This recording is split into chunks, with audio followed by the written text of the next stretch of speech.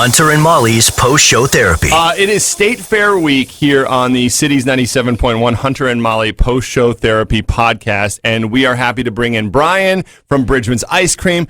This is the second time you've been here, and we, as a show, overdid it on Peaches and Cream beforehand, and now you're back, and we're all like, oh my God, that was so good. Yeah, it was amazing. So what is this? So tomorrow is the start of the fair. What is the last couple of days of preparation like for you guys at Bridgeman's? So luckily for us, we are kind of in the final stages tightening things up. We brought in our trailer right after Uptown Art Fair a couple weeks ago, and we think to ourselves, boy, we got 3 weeks ready for the fair.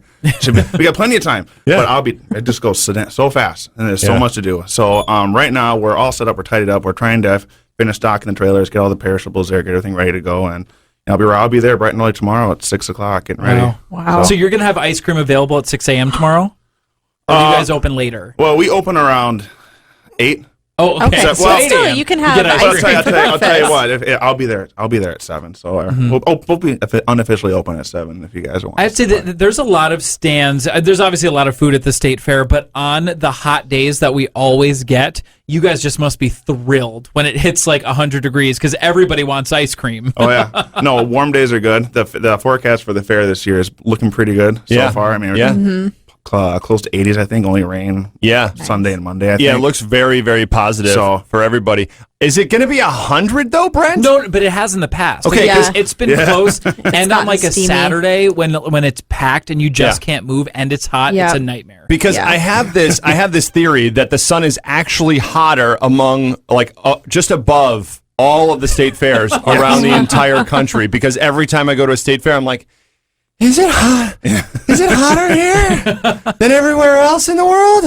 Because I sweat right away, and then I'm just all right. Like, let's just live in it. Let's just go. All right, let's do this. Let's do the state fair. I'm pretty sure it's scientifically accurate. I may have made up or read a story about that once or twice. Now, I want to hear you because the Peaches and Cream Nachos, which is one of the new state fair foods this year, was one of our favorites when you came in. So I want you to describe kind of what it is because I think it's super creative. Sure. So we're taking a play on like your nachos that you would get at a restaurant or a bar, and we're trying to turn that into an ice cream treat. So we start out with a shallow bowl. We're going to lay down a layer of pita chips, cinnamon sugar dusting, generous scoop of our peaches and cream ice cream.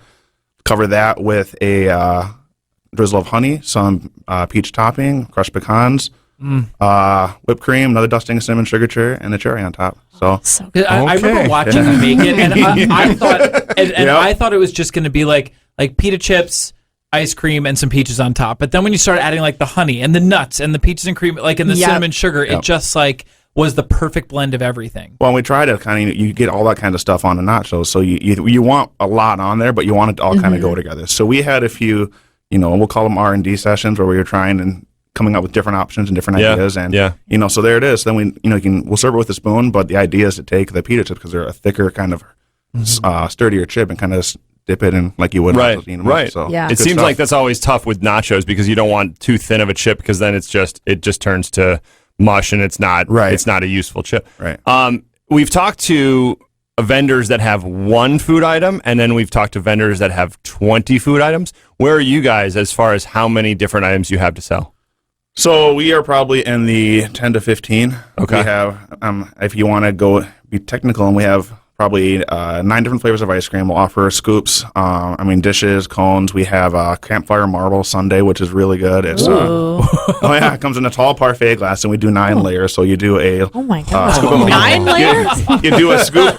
So you do a scoop of ice cream, and then we do some chocolate drizzle, crushed graham crackers, marshmallows like those, call them like Lucky Charms, like dehydrated marshmallows. Yeah. Whipped cream, and then you repeat. So then you do ice cream, whipped cream. All right, chocolate. Can you just go ahead? Right around noon tomorrow, maybe 1 o'clock. I'm going to gain like 20 pounds. Just go ahead and just make one and just put it in the freezer for me. I'll be there. I'll be ready for it. So were you, when you say we're experimenting, were you experimenting with different types of like nacho ideas, or was it all sorts of different ideas? Well, with the nachos specifically, we were talking about what kind of toppings go on nachos. Like at first, we weren't thinking honey seemed like nuts and honey would go good, but honey and ice cream are kind of like, well, that's kind of weird. But then we tried it, and it's so good. Yeah. And so we were trying different toppings to kind of go through it. Every year we try to come up with something new. A couple years ago we had the Lollapalooza that we that's an old Bridgeman Street that has 8 scoops of ice cream. It's, oh boy. 8 scoops? Yeah. So okay. 2 vanilla, 2 chocolate, 2 butter brittle, 2 strawberry, a full banana, double portions of. So is your brand just like overdoing it? Because it just seems like you guys have the great thing of like where it like the flavors are so simple and great together, but it's so big like your portions. Well, see, the thing with Bridgeman's is Bridgeman's been around since 1936, so we have a lot of history and a lot of charm with the Minnesota area, and we've been trying to bring back some of our every year, trying to bring back an old nostalgic treat. You know, so Lollapalooza. Yeah.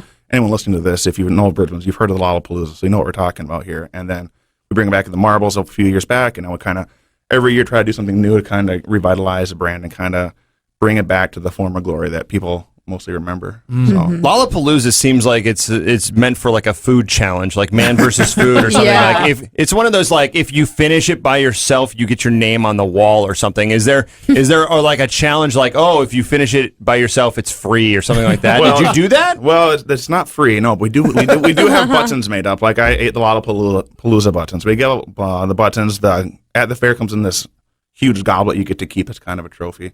So you have your goblet and you get buttons, and it's it's probably big enough to feed 4 people, but a lot of times people will just go in there and just go to town on it themselves. Wow. Oh my God. That's all your eggs in one basket. Let's go to Bridgman's and then eat nothing else the rest of the day. Well, it's a lot of people go to the fair for the food, so there is. Yeah. I don't keep my girlish figure here by accident. You're like crushing the state fair dad bod. All right. So, what are some things you like to eat at the fair? Okay, so obviously I'd be remiss if I didn't say Bridgeman is my favorite. Yeah. But we know beyond that, but other beyond than that, that, I realize beyond that, I've always been a big fan of Scotch eggs and the deep fried pickles. The Australian battered fries, those are really good. God, there's so much there. Yeah. So. Australian better. I'm just taking notes. Because we've been telling all the vendors this week that have been coming in, this is Hunter's first time at the fair. He's never been there. And we're kind of telling like, this is bigger than kind of other fairs that you've been to. Oh, yeah. So do you have favorite things that are not food related that you love to do at the fair?